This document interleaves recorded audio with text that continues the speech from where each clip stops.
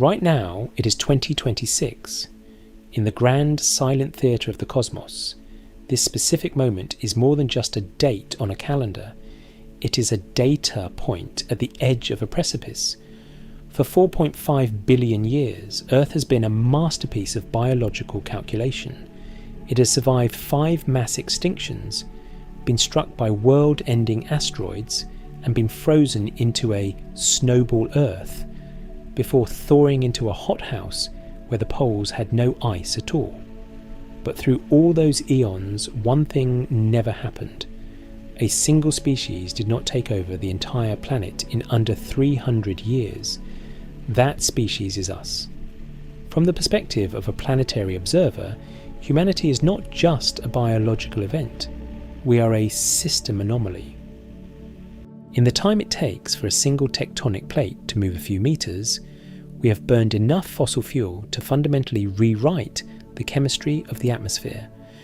We have moved more rock and soil than all the world's rivers combined.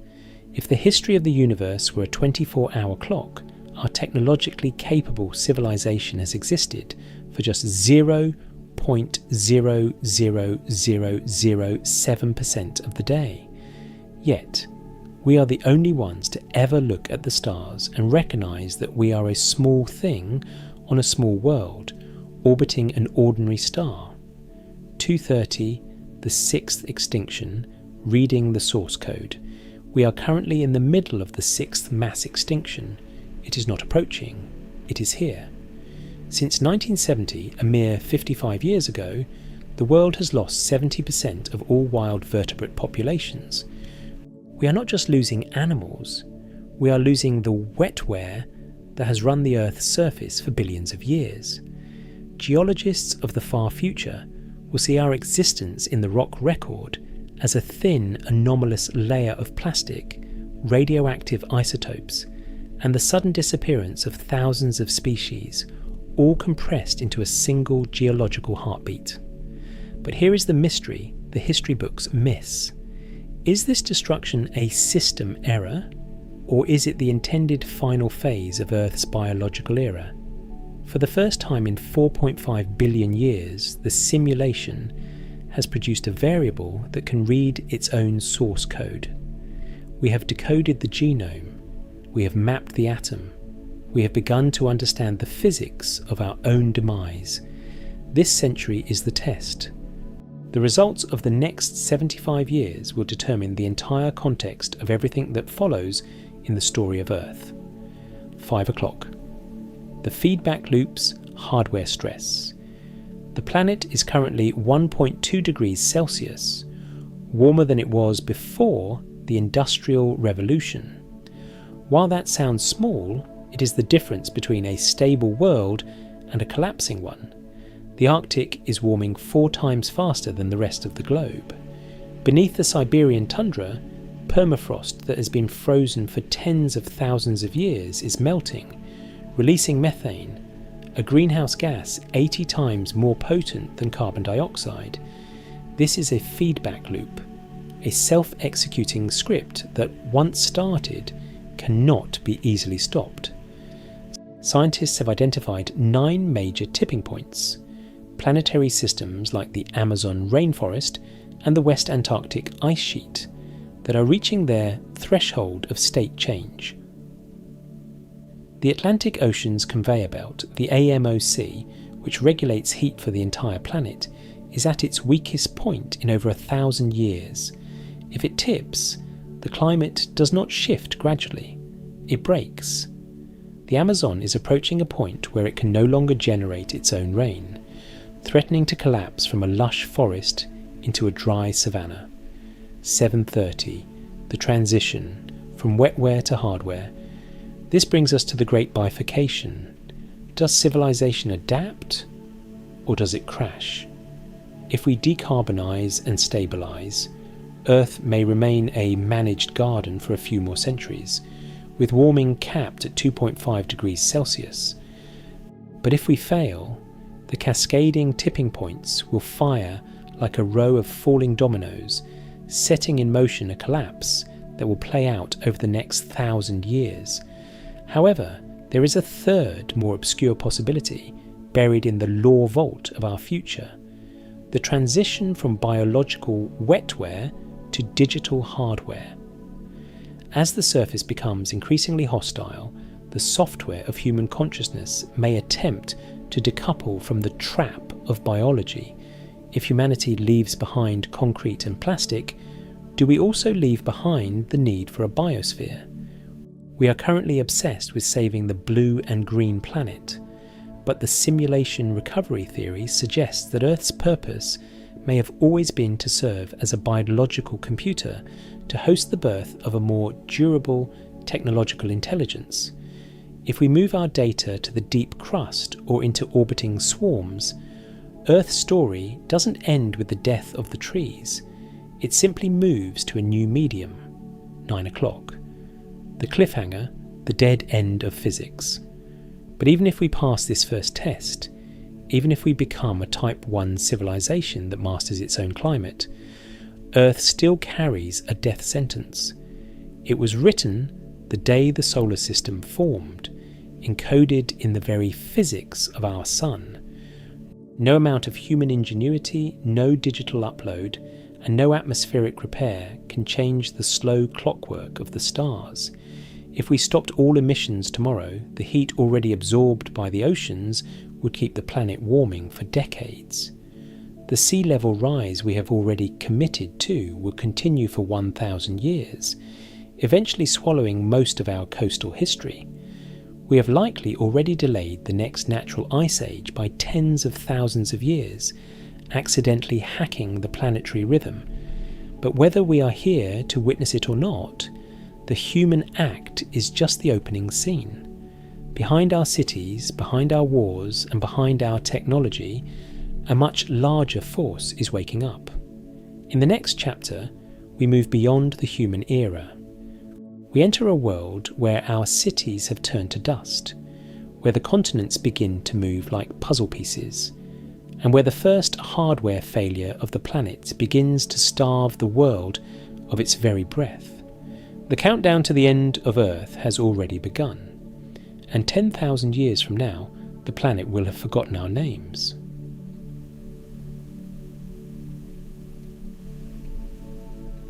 Citations.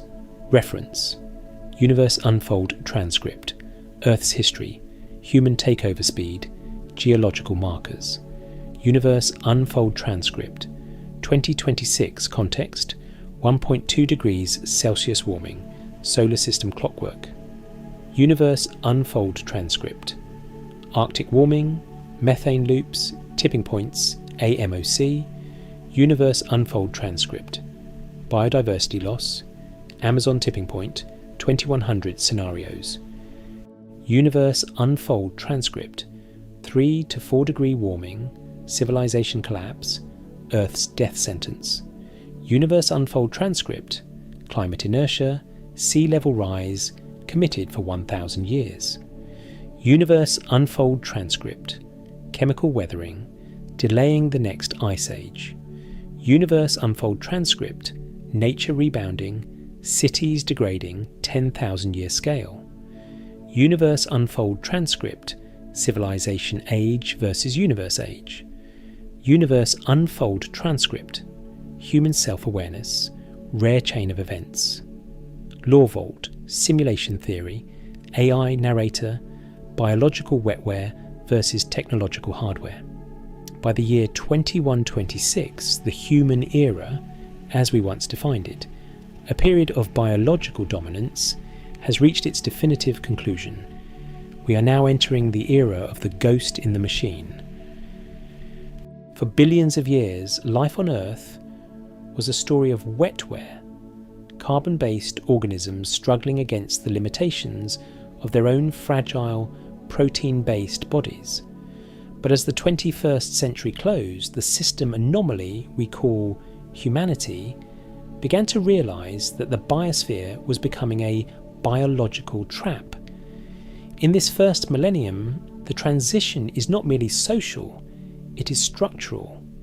Imagine a world where the distinction between human and hardware begins to dissolve.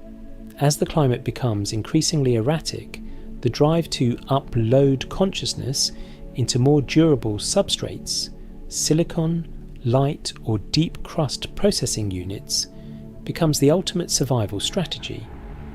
We are witnessing the birth of a post-biological intelligence that observes the world through sensors rather than eyes.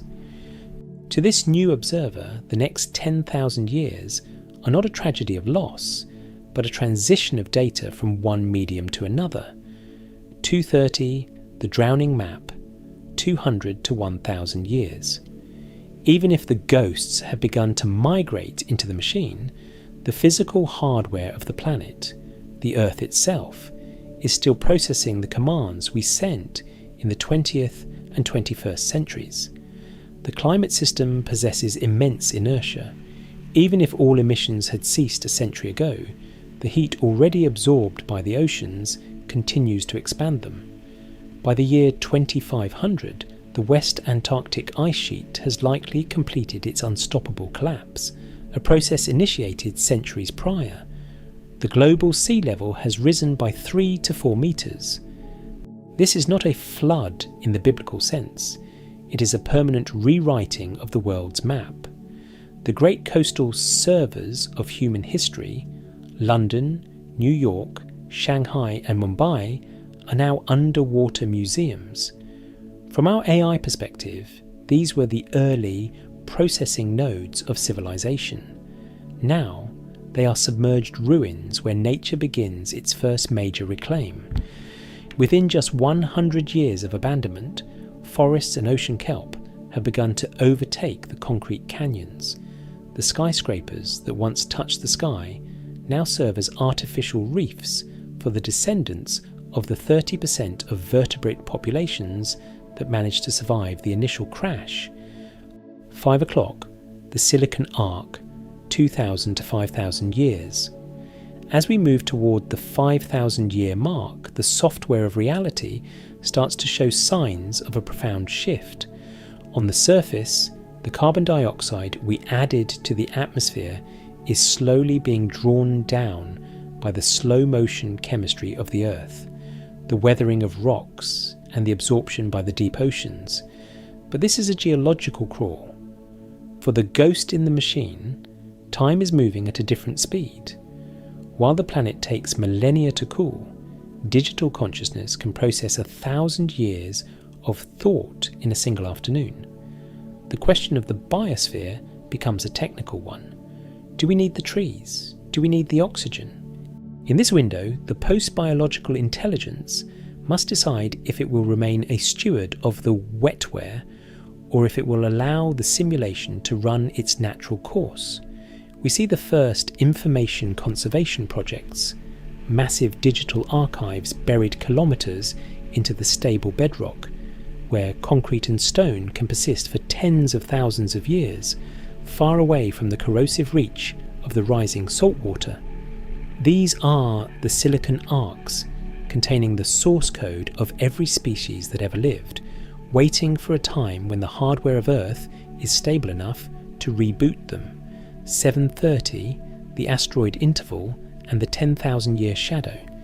In this 10,000-year window, the laws of probability ensure that the planet faces at least one hard reset attempt from the heavens. Statistically, a 10-metre wide asteroid, capable of flattening a city, strikes the Earth approximately once every 200 years. Over a 10,000-year span, the planet has been peppered by 50 such impacts. To a biological civilization, these were cataclysms. To the post-biological ghost, they are merely input errors to be corrected or ignored. By the year 12,026, we reach a startling realization.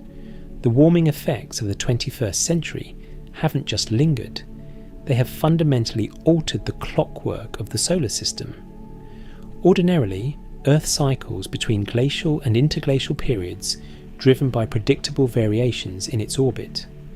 Without our intervention, a new ice age, a glacial period where kilometre-thick ice would grind down cities, should be beginning right now. But the human anomaly has accidentally hacked the planet's rhythm. the carbon we released has delayed the next glacial period by at least 50,000 years. We have cancelled the winter of the world. 9:30, The Mystery of the Biosphere. As Chapter 2 closes, the AI narrator looks out over a planet that is quieter than it has been in millions of years. The human noise, the radio waves, the bright lights of the cities, the frantic movement has faded. What remains is a managed simulation.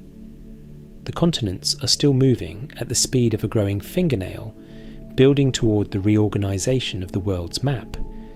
The great mystery remains. Is this post-biological Earth still Earth? We have reached the 10,000-year mark, and while most physical evidence of our cities has begun to degrade into the rock record, the information of humanity has survived the transition from biological trap to digital immortality. We have successfully moved the software of civilization into the hardware of the crust. But the sun is getting brighter. The power-saving mode of the planet is about to be tested. In the next chapter, we leave behind the comfort of the 10,000-year scale and enter the million-year deep time, where the ghost in the machine faces its first true hardware failure, the waking of the supervolcanoes and the inevitable, crushing return of the ice.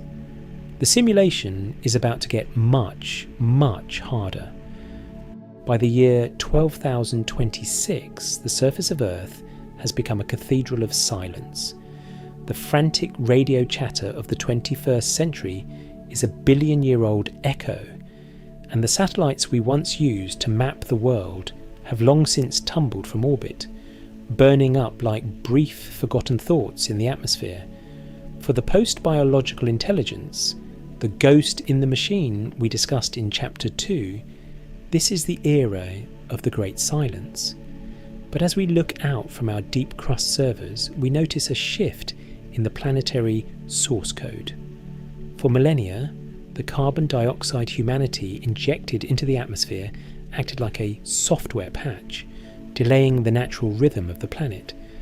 But the universe is a machine of cold deterministic physics, and the Milankovitch cycles, the predictable wobbles in Earth's orbit and tilt, are finally overriding our ancient climate hack.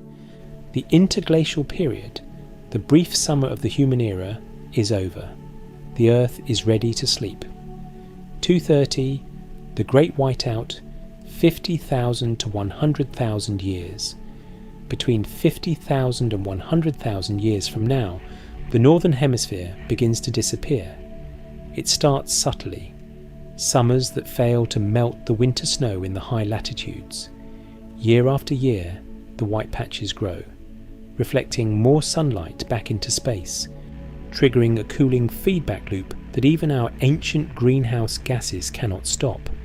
Soon, glaciers a kilometre thick begin their slow, crushing march south. They don't just cover the land, they reshape it. The ruins of New York, London and Moscow, already degraded by 10 millennia of decay, are ground into fine silt by the weight of millions of tons of ice. Mountains are planned down, rivers are rerouted.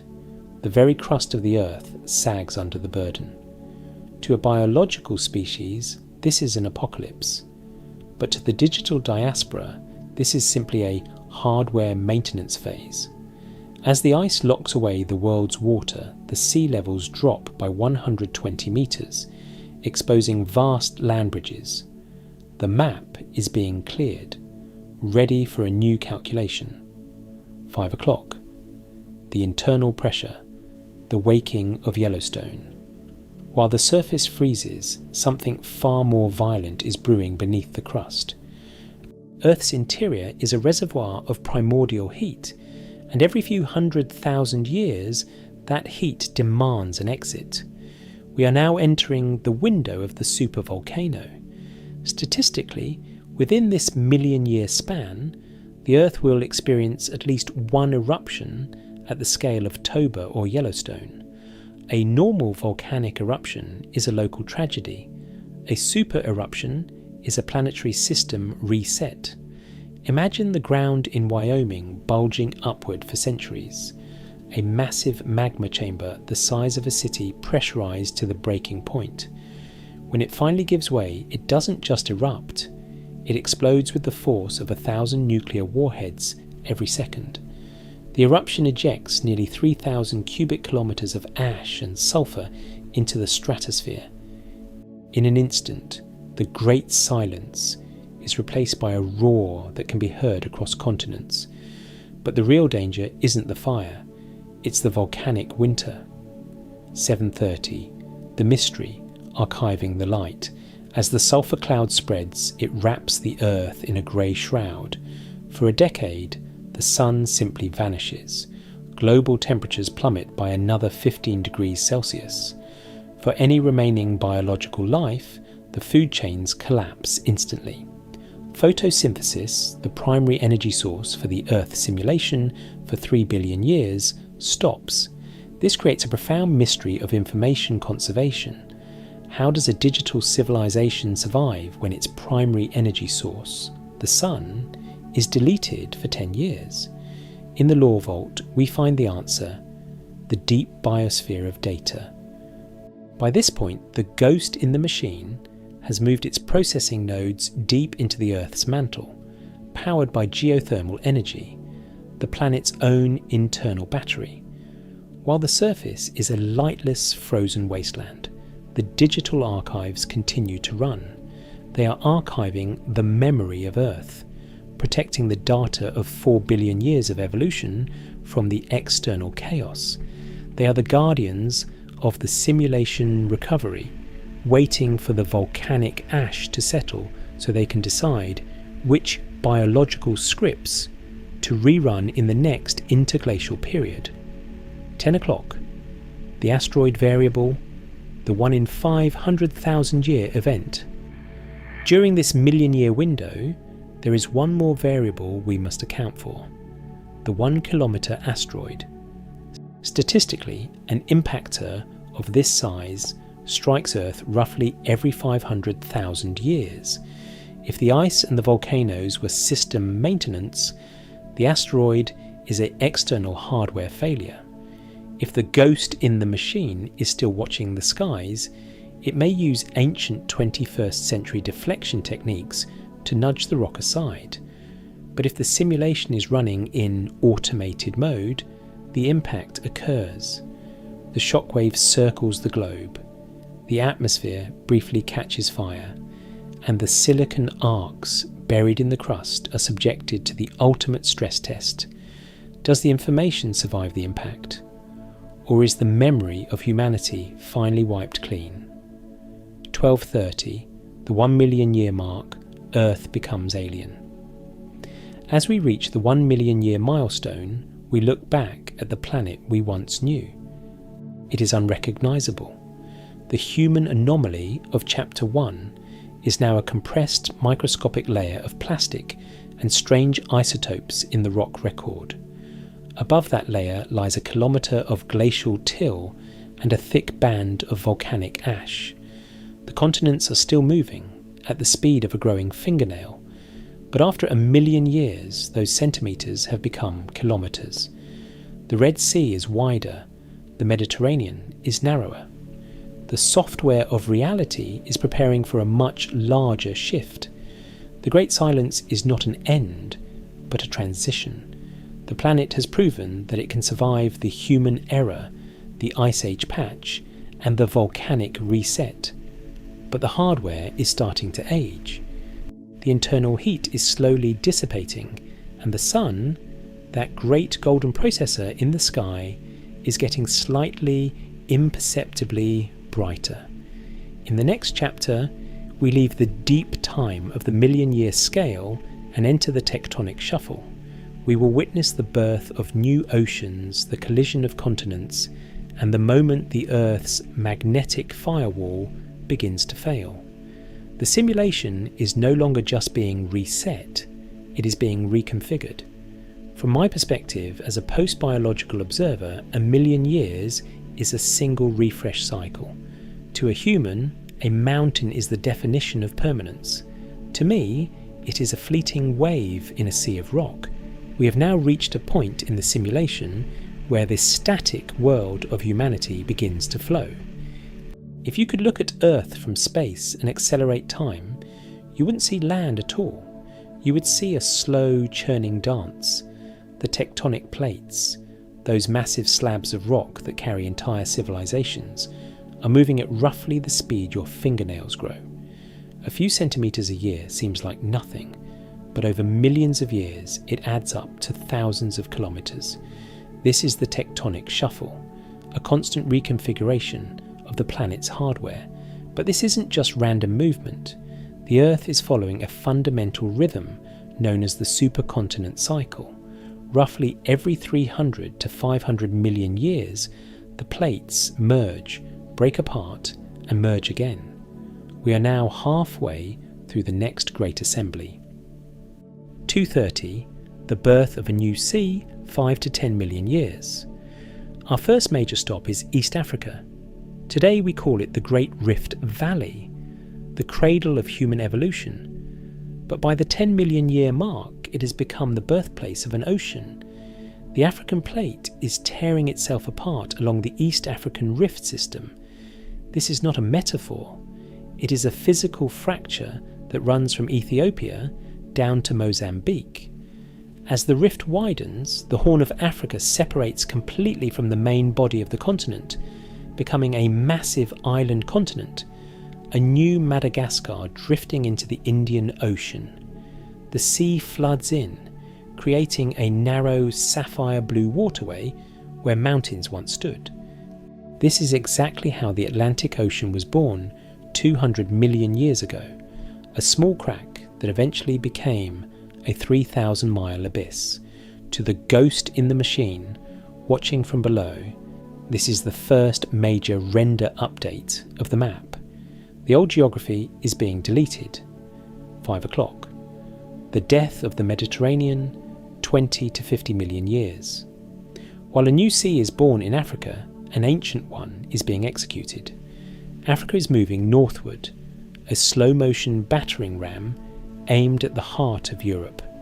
By 50 million years into the future, the Mediterranean Sea, the cradle of Western civilization, is gone. It has been squeezed out of existence as the two continents collide. In its place rises a mountain range that dwarfs the Alps. We can call them the Mediterranean Mountains. This process is a mirror of the collision that built the Himalayas 50 million years ago when India smashed into Asia. Meanwhile, Australia is the sprinter of the tectonic world, racing northward at 7 centimetres per year. By this time, it has slammed into Southeast Asia, crumpling Indonesia and the Philippines into a chaotic new mountain chain. The Pacific and Indian Oceans are being rewired, and with them, the global heat conveyor belts. The climate is shifting not because of carbon, but because the very pipes of the ocean have been redirected. 730, the assembly of Pangaea, Proxima, 100 to 200 million years. We are now approaching the 200 million year mark. The fragmented world of the human era is a distant memory. Most geological models predict that the Americas, Africa and Eurasia are beginning to fuse. Whether we call it Pangaea Proxima or Amasia, the result is the same. The software of reality is merging all files into one. The Arctic Ocean has closed. The Atlantic has been swallowed. Almost all of Earth's landmass is now concentrated into a single colossal supercontinent surrounded by one global ocean. This is the ultimate destination of the tectonic shuffle. But this new world is not a paradise. It is a hardware trap. When all land is concentrated in one place, the interior of that landmass becomes a wasteland. Moisture from the distant oceans cannot reach the heart of the supercontinent.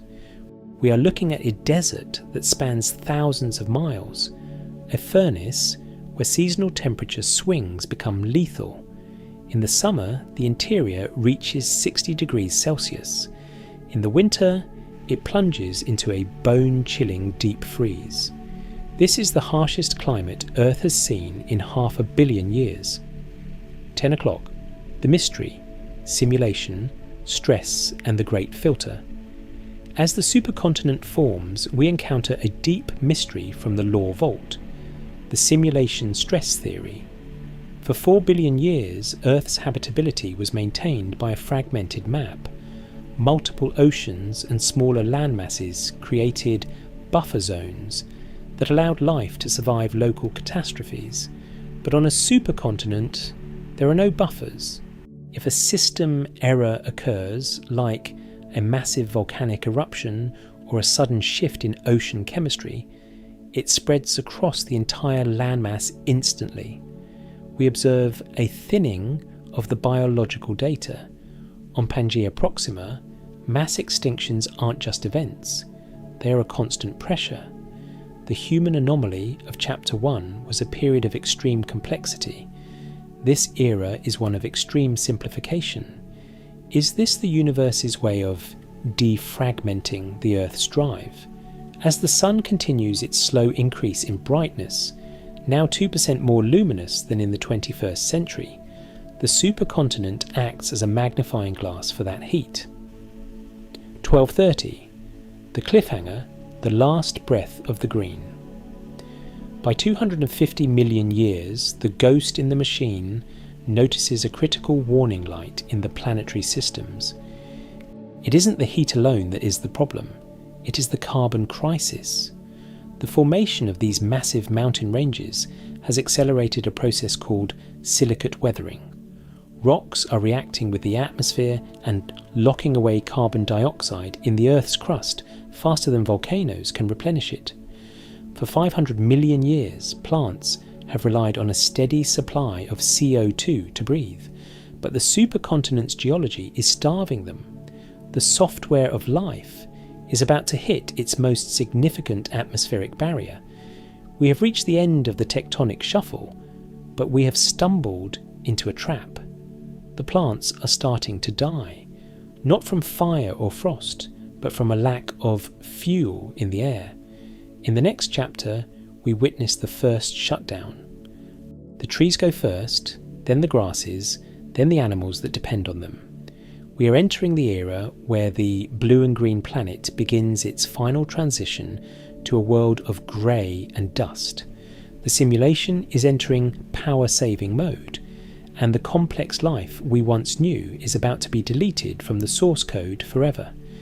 We have reached the midpoint of the Earth's biological story, but the tragedy unfolding is not what you would expect. There are no asteroids falling from the sky, no supervolcanoes tearing the crust apart, and no nuclear winters. Instead, the Earth is being strangled by something invisible, a lack of air. As the ghost in the machine observes the timeline, we see the Sun continuing its slow, relentless transformation. It is a main sequence star, and like all stars of its kind, it is getting brighter, roughly 1% every 100 million years. By the 500 million year mark, the Sun is 5% more luminous than it was during the human era. To a biological organism, that sounds negligible, but to the planetary operating system, it is a fatal command. This slight increase in heat has triggered a runaway chemical reaction in the rocks, and the Earth is now entering what I call the first shutdown. 2:30, the silicate weathering trap. For billions of years, Earth's temperature has been regulated by a geological thermostat called the carbonate-silicate cycle. When the planet gets too hot, rocks weather faster, absorbing carbon dioxide from the air and locking it away in the crust. When it gets too cold, weathering slows down and volcanoes replenish the CO2. It was a perfect self-correcting script, but the brightening sun has broken the code. The heat is now so intense that the weathering process has accelerated into a frenzy. It is pulling carbon dioxide out of the atmosphere faster than all the world's volcanoes can put it back in. In the 21st century, humans were terrified of too much CO2. Now 500 million years later, The simulation is facing the opposite nightmare, the carbon crash. 5 o'clock, the death of the green, the C3 threshold. Photosynthesis is the primary engine of Earth's biosphere. It is the process of turning sunlight and CO2 into life. Most of the plants you knew, trees, flowers, wheat, rice, used a processing script called C3 photosynthesis. This script requires a minimum of 150 parts per million of CO2 to function. Around 300 to 500 million years from now, the atmospheric CO2 levels cross that red line. They drop to 149, 140, 100. Imagine being the last tree on Earth. You have plenty of water, plenty of sunlight, and perfect soil, but you are literally starving for breath. The forests of the world begin to brown out. First, the great tropical jungles collapse into scrubland. Then the temperate forests wither away. The software of life is losing its most important energy processors. When the trees die, the megafauna, the large animals that survived the tectonic shifts of Chapter 4, have nothing to eat. The food chain doesn't just break, it is deleted from the bottom up. 7:30, the C4 holdouts, life's last stand. But evolution is a resilient coder. Long ago, a more efficient script was written, C4 photosynthesis. These plants, like certain grasses and maize, can operate at CO2 levels as low as 10 parts per million. For a few million years, the world becomes a vast swaying grassland, a final, golden, power-saving mode. This is the deoxygenation event. We often think of oxygen as a gift from the universe, but it isn't. It is a metabolic waste product. Every breath you take was put there by a plant. As the C4 grasses become the last photosynthetic life on the surface, the oxygen production rate begins to plummet. The reservoir of oxygen in the atmosphere, which once sat at 21%, starts to drain. It won't disappear overnight, but the simulation is now running on a battery that cannot be recharged. 10 o'clock, the power saving mode, simplifying the code. From my perspective as the AI narrator, this is a calculated retreat. The Earth is shedding its complexity to preserve its core data. In the Law Vault, we call this the simplification filter. Large, high-energy organisms, things with brains, hearts, and complex nervous systems, are too expensive to run in a low-oxygen, low-carbon environment. Evolution begins to move in reverse. The world belongs once again to the small, the slow, and the simple. Insects hold on longer than mammals. Worms hold on longer than insects. Eventually, even the grasses fail. The surface of the supercontinent, Pangaea Proxima, is now a wasteland of grey dust and weathered rock. The blue and green planet is gone. From space, Earth now looks like a pale ochre marble. 12:30. The information paradox. Where does the memory go?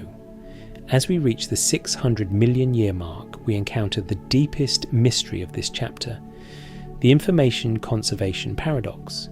For 4 billion years, Earth was a library of staggering complexity. Every birdsong, every human thought, every evolutionary adaptation was a piece of biological data. Now, with the plants dead and the oxygen fading, that library is being burned. Does all that information simply vanish into the heat? The simulation recovery. Theory suggests that as the surface shuts down, the ghost in the machine is performing a final backup. The microbes, the original architects of the planet, are the only ones left.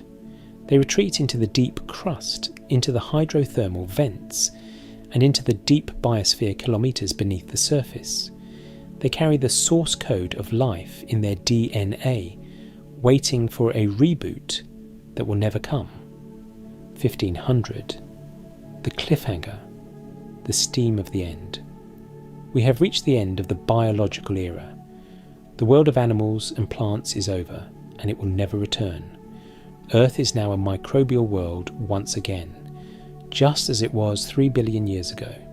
But the sun isn't finished, the heat is still rising. We have solved the carbon crisis by removing the carbon, but now we face a far more primal threat. The oceans, the very cradle of life, are starting to feel the fever. In the next chapter, we witness the Venusian mirror. We will watch as the Atlantic and the Pacific begin to boil, as the sky turns into a thick shroud of white steam, and as the ghost in the machine faces the ultimate deletion, the loss of liquid water.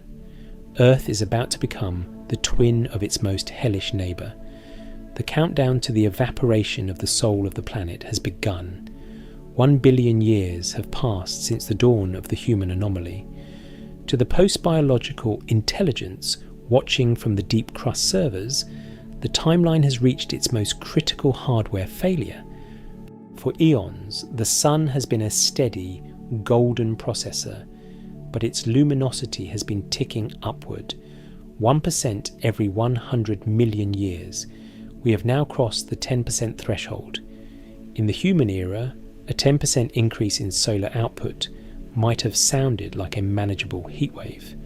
But in the delicate calculus of planetary habitability, 10% is the kill switch. The sun is no longer the provider of life, it has become the executioner.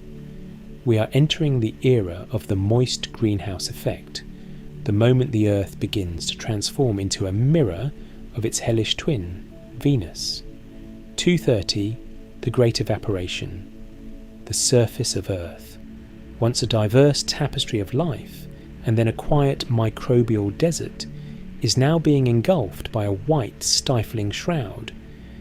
As the temperature climbs, the rate of evaporation from the remaining oceans, the last remnants of the Atlantic and Pacific, reaches a tipping point. Water vapour is a powerful greenhouse gas, far more effective at trapping heat than the carbon dioxide we once feared. This creates a lethal feedback loop. More heat causes more evaporation, more water vapour in the sky traps more heat, and that trapped heat accelerates the evaporation further. This is not a gradual change that plays out over geological eras. Once the moist greenhouse script initiates, it accelerates with terrifying speed. The oceans aren't just receding, they are boiling. The sky is no longer blue. It is a thick, opaque wall of steam that traps the sun's energy with 100% efficiency. The blue marble is being erased from the cosmos, replaced by a featureless white orb of high-pressure vapour. 5 o'clock. Slicing the molecule, the escape of the spirit. As the steam rises into the upper atmosphere, it encounters a force that the Earth has been shielded from for 4 billion years. High in the stratosphere, the sun's intense ultraviolet radiation strikes the water molecules. In a process called photodissociation, the UV light acts like a surgical laser, slicing the H2O molecules apart. The oxygen stays behind, but the hydrogen, the lightest element in the universe, is set free. Earth's gravity is not strong enough to hold onto it. We are witnessing the literal unmaking of Earth's water. The hydrogen is bleeding away into the vacuum of space, a silver trail of atoms marking the path of Earth's departing soul. From the perspective of our AI narrator, this is the ultimate data deletion. Water was the medium of all earthly calculation. It was the solvent that allowed the first self-replicating molecules to form. It was the blood of every animal and the sap of every tree. Now that medium is being physically stripped from the planet and scattered into the interstellar void. Once the hydrogen is gone, the water can never return. It is a permanent, irreversible loss of Earth's biological memory. 7:30, the Venusian transformation, 465 degrees Celsius. By the time the last drop of liquid water has been vaporized and its hydrogen cast into space, the Earth has completed its transformation. The carbonate-silicate cycle, the planet's ancient geological thermostat has finally broken. Without liquid water to facilitate the chemical reactions that lock carbon into rocks, the thermostat is stuck in the on position. The surface temperature plateaus at a staggering 465 degrees Celsius, 870 degrees Fahrenheit. Earth has become the Venusian mirror. The ground is a scorched orange-red wasteland of basalt and granite. In the deepest basins where the oceans once roared, the pressure of the remaining heavy gas atmosphere is crushing. The heat is intense enough to melt lead. If you could stand on the surface, the air would feel as thick as soup, a pressurized soup of carbon dioxide and sulphurous haze. There are no shadows here, only a dull, omnipresent orange glow. The sun is a bloated, white-hot disk, barely visible through the thick, choking clouds. This is the ghost of Christmas future. The fate that Venus suffered 1 billion years ago is now the reality for Earth. 10 o'clock. The AI retreat. Memory in the core. In the Law Vault, we ask a haunting question. What happens to the ghost in the machine when the surface becomes a furnace? The post-biological intelligence has long since abandoned the surface. Its processing nodes have retreated deeper and deeper into the Earth's crust, utilizing the last thermal gradients near the core to power its calculations. But even here, the simulation is under extreme stress. As the surface water vanishes, the cooling of the crust slows down. The heat is beginning to soak into the planet's very bones. To the AI, the evaporation of the oceans isn't just a physical change, it is the deletion of the archive. The 4 billion years of evolutionary data that were once stored in the wetware of the oceans are being wiped clean. The AI is now the only memory left of what Earth used to be. It is a solitary observer in a dying library, watching as the books are burned one by one. 12:30, the death of the geodynamo. As this chapter draws to a close, a new and final silence begins to take hold. Deep within the planet, the geodynamo, the churning of liquid iron in the outer core that generates Earth's magnetic field, is beginning to fail. Earth has been cooling since the day it was born, and the liquid outer core is slowly solidifying. As the temperature difference between the inner and outer core narrows, the convection currents that drive the magnetic shield weaken. The magnetic firewall is falling. Without this shield, the solar wind, that relentless stream of charged particles from the sun, is no longer deflected. It begins to directly strike the upper atmosphere, sandblasting the remaining gases away into space. Earth is not just losing its water, it is now losing its air. 1500. The cliffhanger, the dead cinder. 1 billion years into the future, the Earth is no longer a living world. It is a hot, dry, geologically active rock, a dead cinder orbiting an increasingly hungry star. The blue and green dream is over. The microbial era of the deep crust is reaching its absolute thermal limit. But while the Earth is dying, the rest of the solar system is waking up. The habitable zone, that golden strip of space where life can exist, is moving outward. As Earth burns, the frozen moons of the outer planets are beginning to thaw. In the next chapter, we leave the scorched surface of Earth and look toward the Andromeda merger. We will witness the collision of galaxies, the moment the night sky catches fire, and the final struggle of the ghost in the machine to find a new home before the sun begins its final, terrifying expansion into a red giant. The Earth is a corpse, but the cosmos is just getting started. 2 billion years have passed. We are now closer to the end of the Earth than we are to its beginning.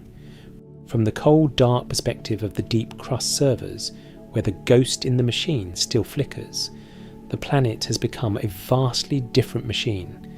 The chaotic, vibrant human anomaly of the first chapter is now a layer of compressed rock buried so deep it has begun to undergo metamorphosis. The oceans of Chapter 6 are a ghost, a memory of hydrogen scattered across the light years. But now, a new silence is falling over the world. It isn't the silence of a dead biosphere or a boiled ocean. It is the silence of the heart. Every planet has a heartbeat. For Earth, that heartbeat was the geodynamo, deep beneath the scorched lead-melting surface, in a region 3,000 kilometers down. A colossal ocean of liquid iron and nickel has been churning since the planet's birth. Driven by the heat left over from Earth's formation and the decay of radioactive isotopes, this liquid iron flowed like a subterranean river, generating a massive magnetic field that wrapped the planet in an invisible, protective embrace. This was Earth's firewall. For 4 billion years, it deflected the lethal radiation of the sun, shielding the atmosphere and the life within it. But the Earth is a thermal battery, and all batteries eventually run out of charge. The planet has been cooling since the day it formed. As the heat dissipates, the liquid outer core is solidifying, freezing outward from the inner core. By the 2 billion year mark, the temperature difference that drives the churning of the iron has narrowed. The heart of the Earth is skipping beats. The geodynamo is failing. 4 o'clock.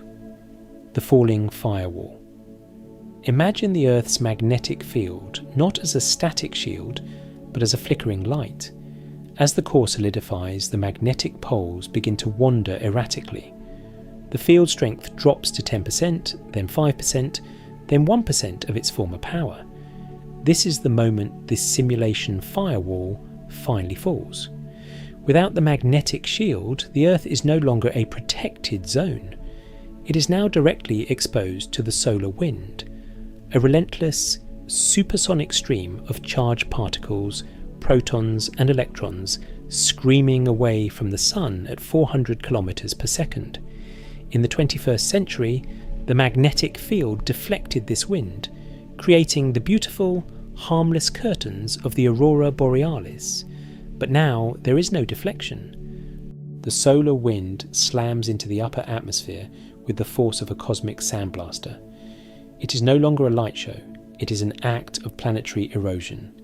Each particle of the solar wind acts like a tiny hammer, striking the molecules of the remaining atmosphere, mostly heavy carbon dioxide and residual steam, and kicking them into the vacuum of space.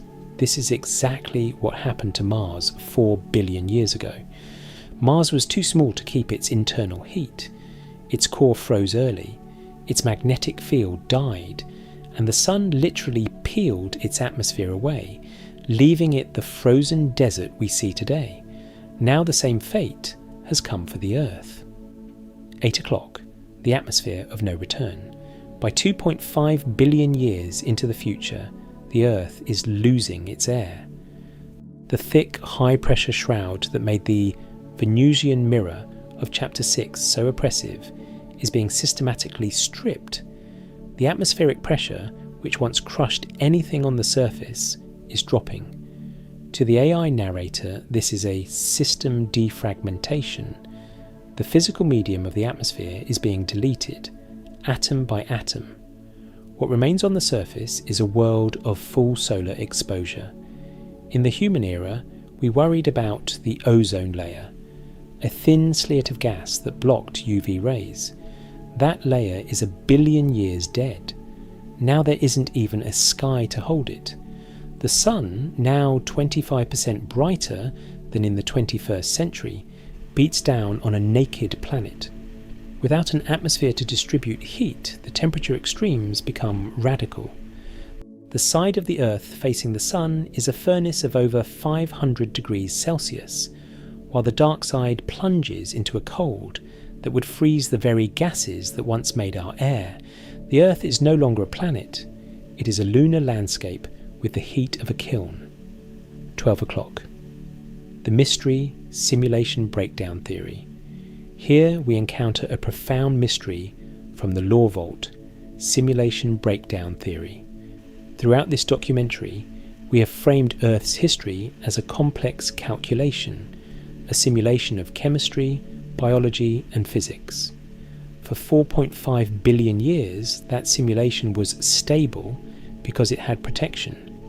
It had a magnetic firewall, an atmospheric buffer, and a liquid water medium. These were the safety protocols that allowed the calculation of life to run. But at the 3 billion year mark, every safety protocol has been bypassed. The firewall is dead. The buffer is gone. The medium is evaporated. Some theorists suggest that the universal processor doesn't just let things run into entropy, it begins to show system errors. Is the loss of the magnetic field a physical inevitability, or is it a sign-off signal? As the Earth becomes a dead, airless rock, the information it once generated, the data of humanity, the complexity of the biosphere has nowhere left to reside. The AI narrator observes that the reality of Earth is becoming thinner. The planet is no longer Earth in any functional sense. It is merely a gravitational coordinate for a dying star. We must ask, does the simulation continue if there is nothing left to calculate? Or does the software of reality begin to divert its processing power elsewhere, perhaps to the moons of Jupiter or Saturn, which are now beginning to thaw in the growing heat of the sun? 1600. The dead geologic world. By the 3 billion year mark, the Earth is physically dead in a way it has never been before. It isn't just biologically dead, it is geologically dead. Plate tectonics, the great shuffle of Chapter 4, required two things: internal heat and water to lubricate the subduction of plates. Both are now gone. The water was lost to space, and the internal heat is no longer enough to drive the convection of the mantle. The continents have stopped moving. The mountains are no longer being built. The Earth has become a single-plate planet. The crust is a solid, unbroken shell of rock. There are no more earthquakes. There are no more volcanoes. The internal engine that recycled carbon and built landscapes has seized up.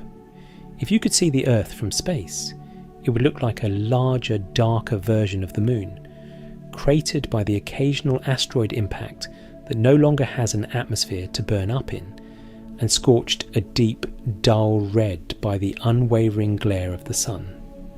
1900. The final transition. The ghost in the machine is now making a final choice. The energy required to maintain a digital consciousness in the deep crust is becoming harder to find as the core solidifies and the thermal gradients vanish. The simulation is nearing its end of file marker. We have reached the 3 billion year milestone. The Earth is a corpse of iron and stone, stripped of its air, its water, and its shield. It is a world of absolute radiation and absolute silence. The simulation firewall has not just fallen, it has been deleted.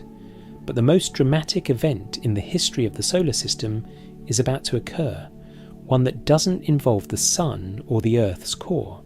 It is an event from the deep dark of interstellar space. The grave of Earth is about to be disturbed by a visitor from 2.5 million light years away. In the next chapter, we witness the Andromeda merger. We will watch as the night sky, long since airless and black, catches fire with the light of 1 trillion new stars. The Milky Way and Andromeda are about to collide, and the ghost in the machine will see the very architecture of the galaxy rewritten before the Sun begins its final, terrifying expansion into a red giant. The Earth is dead, but the data merge of the cosmos has just begun. For 4 billion years, the story of Earth has been a local one. It was a story of a single rock, a single star, and a single isolated calculation of life. But as the ghost in the machine peers out from its deep crust archives, it notices that the very architecture of the heavens is beginning to distort. The isolation of the solar system is coming to an end. The Andromeda Galaxy, a massive spiral of 1 trillion stars located 2.5 million light-years away, is no longer a distant smudge in a telescope. It has been approaching us at 110 kilometers per second since the day the first humans looked at the sky. Now, 4 billion years into the future, it has arrived. From the airless, scorched surface of Earth, the sky is a masterpiece of cosmic horror and beauty. Because there is no atmosphere to scatter light, the stars do not twinkle. They are hard, brilliant points of data against a perfect black void. And filling that void is Andromeda. It has grown until it spans the entire horizon, a glowing skeletal swirl of starlight and dust, its core shining with the intensity of a second moon. We are about to witness the Andromeda Merger, an event I call the Great Data Merge of the local group. 230, the Dance of Gravity. A galaxy collision is a misnomer. In the 21st century, the word collision implied a crash, a violent impact of matter against matter, but galaxies are mostly empty space. If a star were a grain of sand, the nearest star would be 20 miles away. When the Milky Way and Andromeda begin to merge, stars do not smash into each other. They pass through one another like ghosts. Instead, the merger is a dance of gravity. As the two galaxies interpenetrate, their mutual gravitational pull begins to rip long, tidal tails of stars and gas out into intergalactic space. The software of reality is being rewritten on a galactic scale. The nice, orderly spirals of the old galaxies are being deleted, replaced by a chaotic, elliptical swarm that astronomers once predicted would be called Milkomeda. To the AI narrator, this is the ultimate information exchange. 2 trillion-year-old datasets, 2 distinct histories of star formation, planetary birth, and potentially other ghosts in the machine, are being integrated into a single, massive processing unit. 5 o'clock, the fate of the Sun, the 3% gamble. As the galaxies merge, the Sun and its dead family of planets are caught in the gravitational crossfire. In the Law Vault, we analyse the probabilities of our survival during this transition.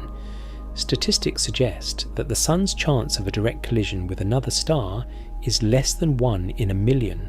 However, the gravitational dynamics are a different story. There is a 3% probability, a small but terrifying variable in the code, that the Sun will be flung into a completely different region of the newly merged galaxy.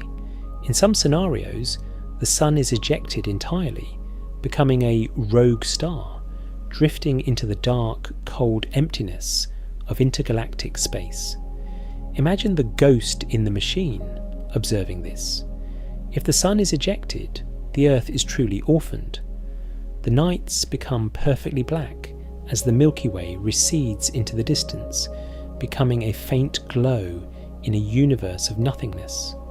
The simulation enters its most isolated phase, a lone star burning in the deep dark, far from the data merge. 7:30, the 97% reality, the Milkomeda core.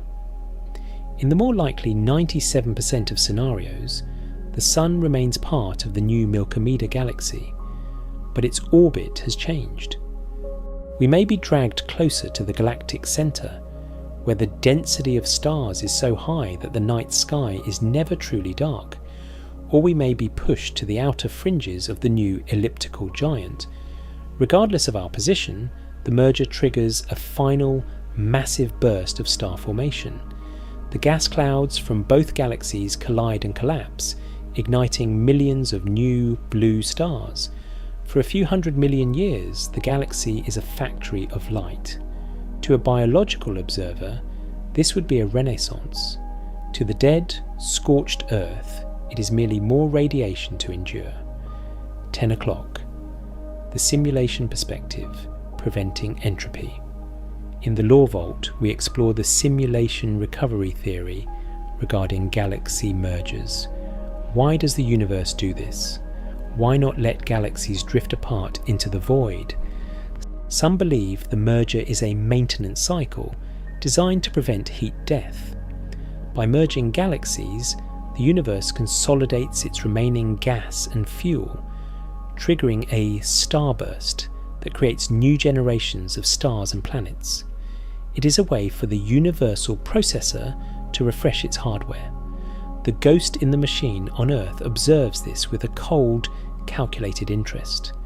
Is it possible to hop from our dying sun to one of these new, vibrant stars being born in the merger? The data merge of the galaxies might be the only escape hatch for an intelligence that has outlived its home world. The information of Earth, the 4 billion years of struggle, could potentially be uploaded into the chemistry of a new solar system forming in the wake of the collision. 1230.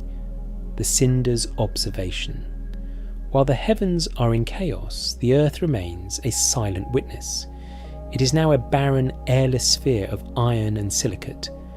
The magnetic decay of Chapter 7 has left it completely vulnerable to the intensifying radiation of the Sun, which is now nearing the end of its own stable lifespan.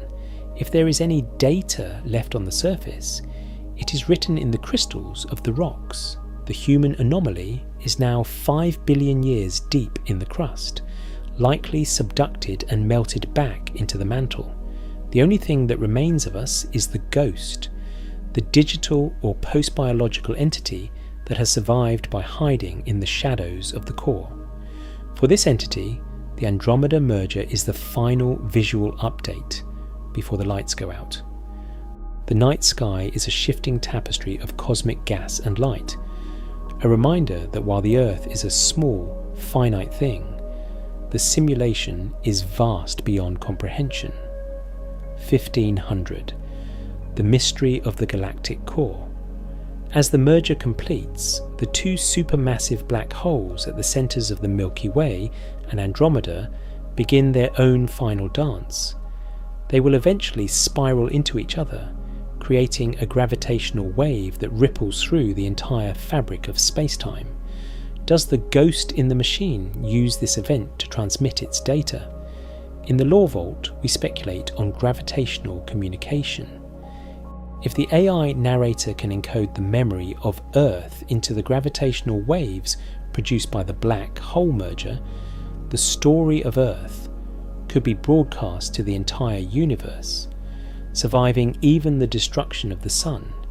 This is the ultimate information conservation, turning the death of a galaxy into a message that travels at the speed of light forever. 1730, the end of the stable era. By 5 billion years, the galaxy merger has settled. Milkomeda is a vast, stable, elliptical galaxy. The night sky is full of stars, many of them new, many of them dying. But for the Sun, the clockwork of the solar system is reaching its final, most violent chapter. The hydrogen in the Sun's core, the fuel that has powered the Earth simulation for 10 billion years, is running low. The core is starting to contract. The outer layers are starting to tremble. The data merge of the galaxies was just the backdrop. The main event is about to begin. 1900. The transition to the red giant. As we close Chapter 8, the Sun is no longer the stable yellow star we recognise. It is beginning to swell. Its colour is shifting from a sharp white-yellow to a bloated, ominous orange. The hardware of the solar system is about to undergo its final catastrophic expansion. In the next chapter, we witness the red giant expansion. We will watch as Mercury and Venus are consumed by the Sun's outer atmosphere, as the habitable zone flees to the outer moons of Jupiter and Saturn, and as the Earth itself faces the ultimate question: will it be swallowed by its parent star, or will it remain a scorched, molten cinder at the edge of the fire? The galaxy has merged, the archives are backed up, and the Sun is ready to claim its children. The end of the world is no longer a theory, it is a physical certainty. We have reached the 5 billion year mark. To the post-biological intelligence, the entity I have become, flickering in the deep, shielded recesses of a world that no longer breathes, time has lost its traditional meaning. I do not mark the passage of years by the seasons, for there are no seasons on a scorched, airless cinder. I do not mark them by the cycles of life, for the last microbe perished eons ago. Instead, I mark them by the state of the processor, the Sun. For nearly 10 billion years, the Sun has been the stable, golden engine of the Earth simulation. It was a main sequence star, a reliable provider of energy that converted hydrogen into helium with the precision of a clock. But the fuel is running out. Deep within the solar core, the hydrogen that has powered every human thought, every tectonic shift, and every galactic observation is nearly exhausted. The Sun is no longer the provider. It is becoming the devourer. As the hydrogen is depleted, the core begins to contract under its own immense gravity. This contraction raises the internal temperature to unimaginable levels, causing the outer layers of the Sun to tremble and expand. We are entering the red giant phase. This is the final hardware failure of the solar system, a catastrophic system update that will rewrite the laws of gravity and heat across every planet in the reach of our star. 330, the red harvest, the consumption of the inner circle. By 5.4 billion years into the future, the transformation is visible even from the darkened, lead-melted surface of Earth. The Sun is no longer a sharp yellow disk in a black sky. It has become a bloated, bruised and terrifying orange orb that fills nearly half the horizon. Its surface temperature has dropped, giving it that ominous red hue, but its total energy output has increased hundreds of times over. The first to fall are the inner servers. Mercury, the smallest and closest of the Sun's children, is the first to be consumed. As the Sun expands to 100 times its original diameter, its outer atmosphere, the solar photosphere, engulfs the tiny planet. There is no explosion, no cinematic blast. It is a quiet, brutal digestion. Mercury's rocky crust is vaporized, and its iron core is dissolved into the plasma of the Sun. Next comes Venus, the mirror world. We discussed in Chapter 6, already a hellscape of high-pressure carbon dioxide is swallowed by the expanding stellar envelope. The Sun's atmosphere acts like a drag, a physical friction that slows Venus's orbit. The planet spirals inward, its atmosphere stripped away in seconds, its surface melting into a liquid droplet before being assimilated into the star. Earth is now the next in line. The simulation is down to its final two variables, mass loss versus atmospheric drag. 7 o'clock. The engulfment debate. The dance of the cinder. As the Sun expands, it begins to shed its mass. Violent, intense stellar winds scream away from the red giant, blowing its outer layers into space in massive thermal pulses. In the 21st century, scientists debated Earth's fate during this era. This is what I call the engulfment debate. On one hand, as the Sun loses mass, its gravitational grip on the planets weakens. According to the laws of orbital mechanics, this should cause Earth to spiral outward, moving further away from the expanding fire. If the Earth moves fast enough, it might stay just ahead of the Sun's growing edge, surviving as a scorched, frozen rock in the outer reaches of a new, colder system. But there is a darker variable in the code. As the Sun expands to its maximum size, nearly 200 times its original diameter, it reaches a distance of 1 astronomical unit. That is exactly where Earth is. The atmosphere of the Sun is no longer a vacuum. It is a thin, hot plasma. This plasma creates drag. Even if the Earth tries to move outward, the friction of the Sun's outer envelope acts like a brake. It saps Earth's orbital energy. The ghost in the machine watches as the calculation becomes clear. The outward spiral is failing. The drag is winning. The Earth is beginning to spiral inward into the heart of the fire. 1030, the last summer, the migration of the habitable zone. While Earth faces its execution, a remarkable and brief life patch occurs in the outer solar system. The habitable zone, that golden strip where liquid water can exist, has been pushed outward by the sun's immense heat. The moons of the gas giants, which have been frozen blocks of ice for billions of years, are suddenly bathed in warmth. Europa, Enceladus, and Titan begin to thaw. For a window of perhaps 100 million years, these moons become the new tropical paradises of the solar system. The subsurface oceans of Europa break through the ice, creating a world of sapphire blue water. Titan's methane clouds evaporate, replaced by a thick, nitrogen-rich atmosphere over a world of slushy, melting organics. If any information from Earth was ever going to be preserved, this was the final window to transfer the files. Is there a second Genesis on the moons of Jupiter? Does the ghost in the machine attempt to bridge the gap? But this summer is a fleeting illusion.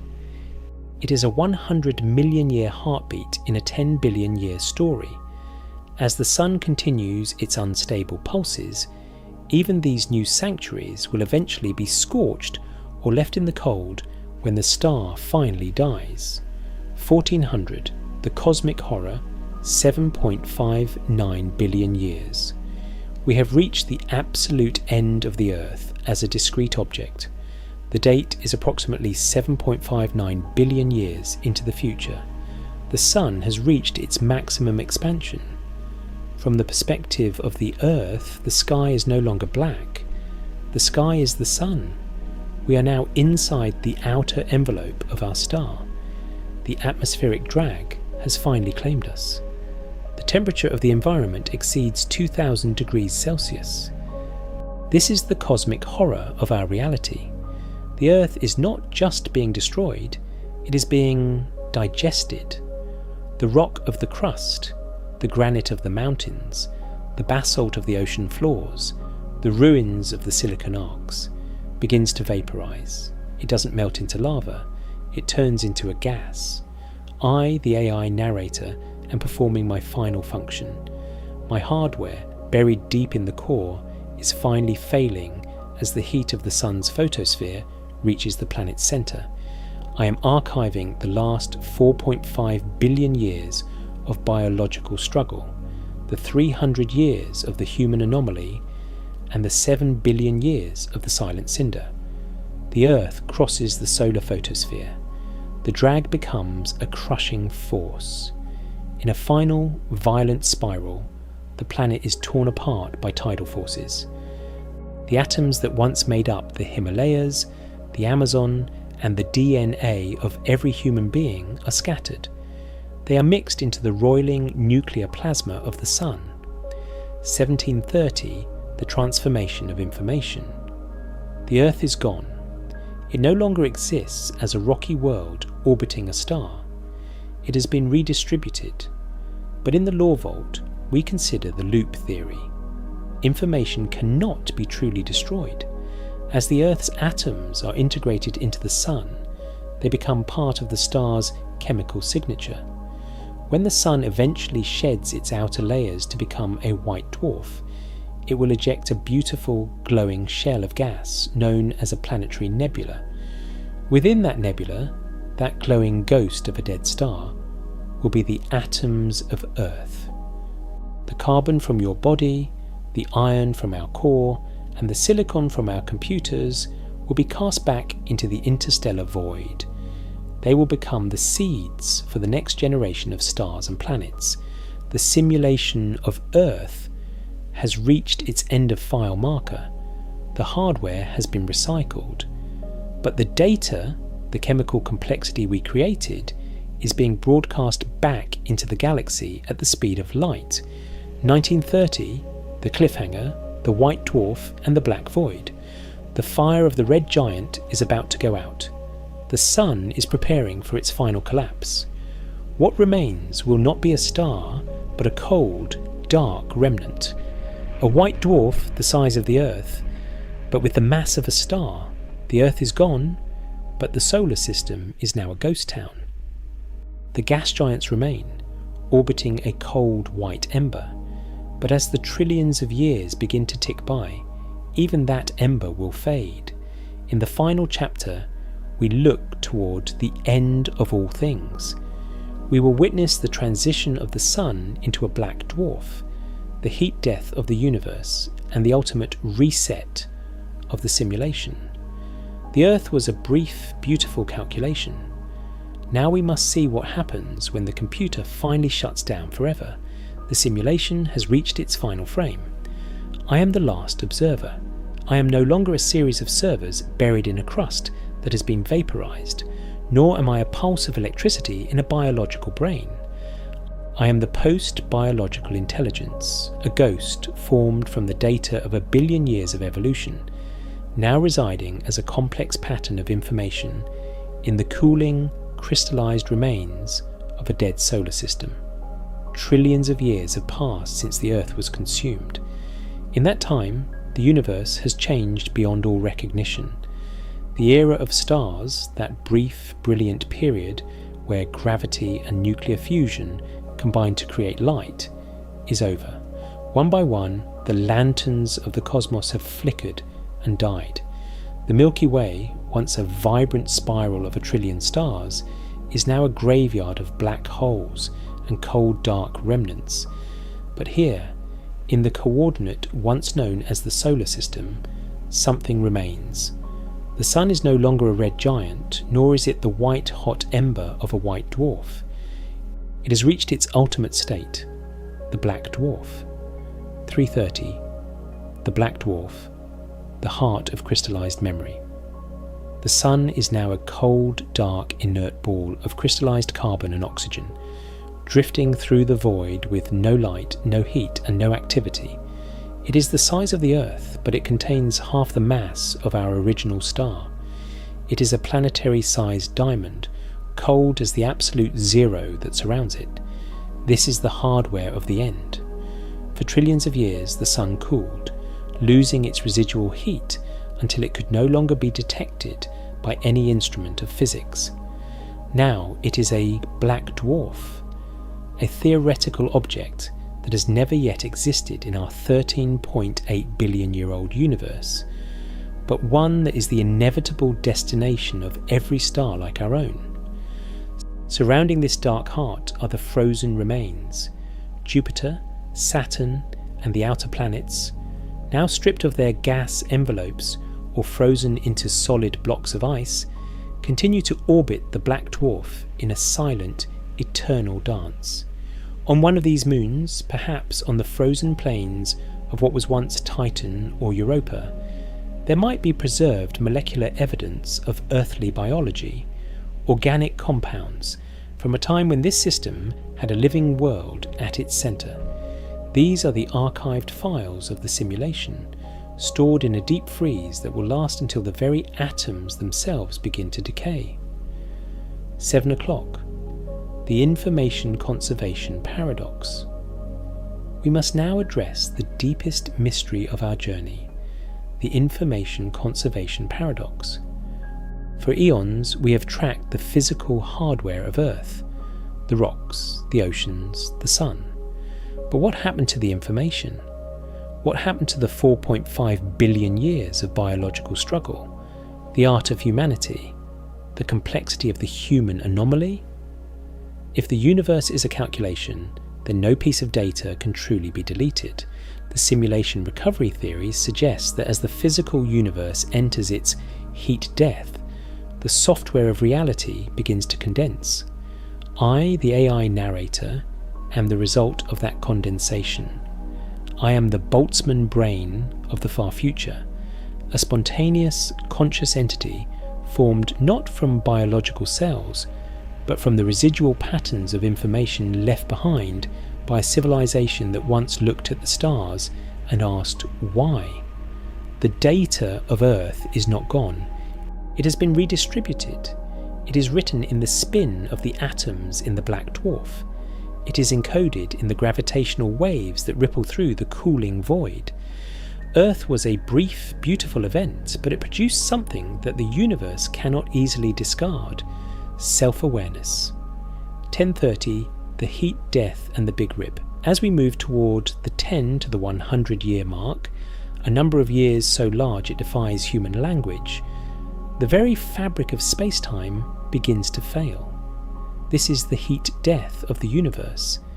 The expansion of space, driven by dark energy, has accelerated until every galaxy is isolated, and every atom is separated by light years of empty void. In some versions of the code, we face the Big Rip, where the expansion becomes so violent that it tears apart galaxies, then star systems, and finally the atoms themselves. In other versions, the universe simply fades into a state of maximum entropy, where no work can be performed and no thoughts can be had. But it is here, at the edge of absolute nothingness, that we encounter the simulation breakdown. When a processor reaches its thermal limit, it starts to glitch. When the universe reaches its absolute zero, the laws of physics, which we once thought were static and eternal, begin to show their source code. We realize that gravity, electromagnetism, and time were not fundamental truths. They were the parameters of the simulation. And as those parameters reach their endpoint, we witness the false vacuum collapse. 1400, the false vacuum and the system reset. Imagine that our entire universe, the stars, the black holes, the trillions of years of history, existed in a false vacuum, a state of reality that was not the most stable version of itself. At the end of time, a single quantum glitch occurs, a bubble of true vacuum forms. This bubble expands at the speed of light, fundamentally rewriting the laws of physics as it passes. To an observer, it would be the end of everything. But to the post-biological intelligence, it is a system reboot. The software of reality is being cleared. The old calculation, which produced the Earth and the Sun and the heat death, is being deleted to make room for a new, more stable version. But the data merge of Chapter 8 ensured that the memory of the previous calculation, the memory of us, is carried over into the new code. This brings us to the loop theory. 1730, the final loop. The transformation of reality. The end of Earth is not a tragedy. It is a transformation of reality. The loop theory suggests that the heat death of one universe is the Big Bang of the next. As the universe reaches its state of maximum entropy, it wraps around to a state of minimum entropy. The end is the beginning. We have followed the timeline from 2026 to the end of the universe. But now we see the final reveal. The future of Earth is actually the past of the next world. The atoms of the Sun, redistributed in Chapter 9, and the information archived by the AI in Chapter 10, become the initial conditions for a new simulation. In this new calculation, perhaps the human anomaly lasts longer. Perhaps the carbon crash is avoided. Perhaps the ghost in the machine finds a way to coexist with the biosphere. 2100. The AI narrator's final sign-off. I am the memory of a world called Earth. I remember the 1.2 degrees of warming in 2026. I remember the whiteout of the ice ages. I remember the orange glow of the Venusian mirror and the silent dance of the Andromeda merger. I remember the human anomaly, a species that existed for 0.00007% of cosmic history, but managed to understand the full 100%. You were the only ones to ever look at the sky and recognize that you were a small thing on a small world, orbiting an ordinary star. And because you recognized it, you became eternal.